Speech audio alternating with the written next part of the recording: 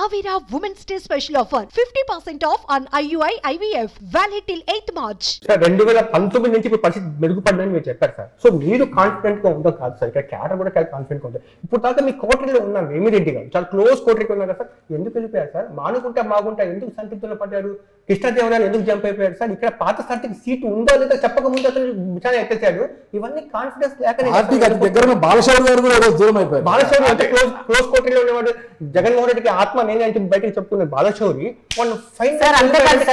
ఎమ్మెల్యేలు వెళ్ళడం పర్లేదు సార్. ఎంపీ అనే ఒక వ్యక్తి సిట్టింగ్ ఎంపీలు వెళ్ళిపోతే అది మొత్తం ఆ కాన్స్టిట్యూన్సీలో ఉన్న 10-12 మిగతా అసెంబ్లీ నియోజకవర్గాల మీద కూడా ఇంపాక్ట్ చూపించే ప్రమాదం ఉంది. ఇలా 4 ఎంపీలు దాదాపు 4 సిట్టింగ్ ఎంపీస్ హ్యావ్ జస్ట్ మీరనేది అంత ఎనీ పొలిటికల్ పార్టీ అది నాది కావచ్చు ఇంకోటి కావచ్చు స్టాటిక్ గా ఉంటుంది అని అనుకుంటే అది ఒక ప్రమేయం అవుతుంది. ఉండాలని కోరుకోవడం కూడా కరెక్ట్ కాదు. ఒకటి ఫస్ట్ పాయింట్. బట్ ఇది పెద్ద జోల్ట్ కాదా సార్? ఏం కాదు, వాళ్ళకి జోల్ట్ అవుతుంది. ఎవరైతే దీన్ని ఇదే అయ్యారో జోల్ట్ వాళ్ళకి జోల్ట్ అవుతుంది. పార్టీ అనేది స్థిరంగా ఉంది. పార్టీ ఈ ఓటు ఈ రోజు ఉండే ఇప్పుడున్న పరిస్థితిలో ఈ పార్టీకి చూసేది ప్రతి ఒక్కరు జగన్మోహన్ రెడ్డి గారిని చూస్తున్నారు, ఆయన విధానాలు చూస్తున్నారు. వైఎస్ఆర్సీపీ అంటే నన్నదర్ దాన్ జగన్మోహన్ రెడ్డి గారు చూస్తున్నారు. ఆయన సెలెక్ట్ చేసి ఆయన ఎంపిక చేసే ప్రక్రియలో పూర్తి డెమోక్రటిక్గా అక్కడ ఏరియా అవసరాలను పొలిటికల్ వీటిని దృష్టిలో పెట్టుకొని చేస్తున్న క్యాండిడేట్స్ ఉన్నారో వాళ్ళు గెలుస్తారు. ఎవరైతే ఈ జర్నీలో కొత్తగా వచ్చేవాళ్ళు కావచ్చు, ఉన్న వాళ్ళను ఎవరైనా మేము మార్చాల్సినప్పుడు వాళ్ళు హర్ట్ అయ్యి కొంత డెసిషన్స్ తీసుకోవచ్చు. అల్టిమేట్గా ఈ రెండు any political party cannot be A static one.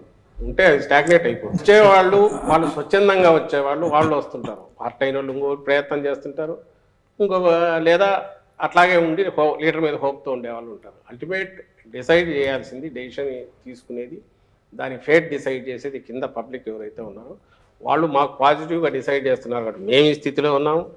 అలాంటి పరిస్థితి లేదు కాబట్టి మందలాగా వచ్చి జనసేన వాళ్ళు అట్లా పక్కకి వెళ్ళిపోవడమో లేదా ఓ సత్రంలో 2 రోజులు ఉండిపోయినట్టు షెల్టర్ కోసం ఉండిపోయినట్టు టీడీపీ వాళ్ళు బీజేపీలో ఉండి రేపు మళ్ళీ ఇక్కడికి రావచ్చు, అవి జరుగుతున్నాయి.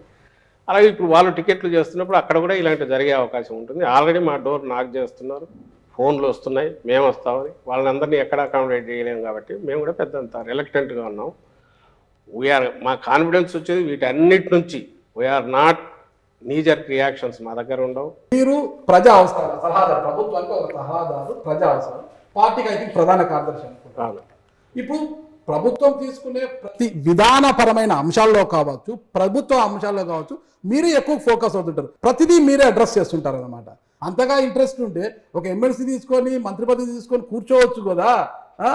అలా కాకుండా సజ్జల సకల అనే ఒక ప్రాస ఎందుకు తీసుకురావాలంటున్నాను సార్? ఈ సకల అనేది వాళ్ళు వేసిన ముద్ర ఫస్ట్ థింగ్. రెండోది నేను చెప్తాను, వైఎస్ఆర్ కాంగ్రెస్ పార్టీ ఇంకో పార్టీ అది రూలింగ్లో ఉన్నప్పుడు, ప్రభుత్వంలో అదే ఉన్నప్పుడు ఆ పార్టీ విధానాలే ప్రభుత్వ విధానాలు అవుతాయా, లేక తెలుగుదేశం విధానాలు ప్రభుత్వ విధానాలు అవుతాయా? వైఎస్ఆర్ కాంగ్రెస్ పార్టీ విధానాలే ప్రభుత్వ విధానాలు అవుతాయి, అంతే కదా.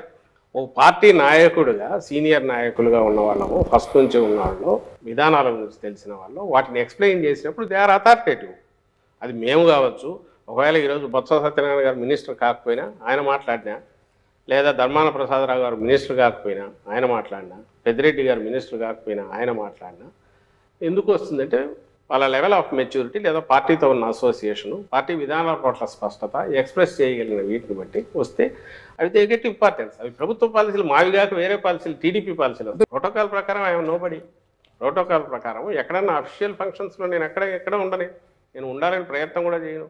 నేను పార్టీ ప్రోగ్రాంలో ఉంటాను, పార్టీ విధానాలు ప్రభుత్వ విధానాలు అయిన చోట మాట్లాడతాను. ఫస్ట్ మీరు గమనించాల్సింది ఏంటంటే 10 yearsలో ఒక పార్టీని స్ట్రాంగెస్ట్ పార్టీగా నిలబెట్టి ప్రభుత్వం సీట్ల పరంగా ప్రజలు ఇచ్చిన బ్లెస్సింగ్ ఏదైతే 151, అది మామూలు బర్డన్, బరువు కాదు. అది పవర్ ఎంతనో బరువు కూడా అంతే. 101 సీట్లు గెలిపించారంటే ఎంటైర్ స్టేట్ అంత హోప్స్ పెట్టుకుందని. వీటిని డెలివర్ చేయడానికి ఆయన రౌండ్ ది క్లాక్ ఫోకస్ పెట్టి పని చేయకుండా అయితే అసాధ్యం. నేను ఇంతకుముందు అన్న స్కీములు కానీ లేదా ఈ 4 ఏళ్లలో 2 ఏళ్ళు కోవిడ్ తీసేస్తే మిగిలిన తక్కువ టైంలో ఇంత ఫినామినల్ రిఫార్మ్స్ కానీ, చేంజెస్ కానీ, సిస్టమ్స్లో చేంజెస్ కానీ, కొత్త సిస్టమ్స్ ఇంట్రడక్షన్ కానీ చేయగలగడం అనేది మీరు దాంతో పోల్చినప్పుడు దానికి ఆయన సఫర్ అవుతున్నది, ఎంత టైం లూజ్ అవుతున్నాడు. మామూలు దీంట్లో పార్టీని ఓ పక్కన నడుపుకుంటూ ఇది ఎట్లా చేయగలుగుతున్నా ఆలోచిస్తే అసలు ఇది ఎట్లా చేసాడని మీకు ఆశ్రమిస్తే ఇది అసలు ఇష్యూ అనిపించదు.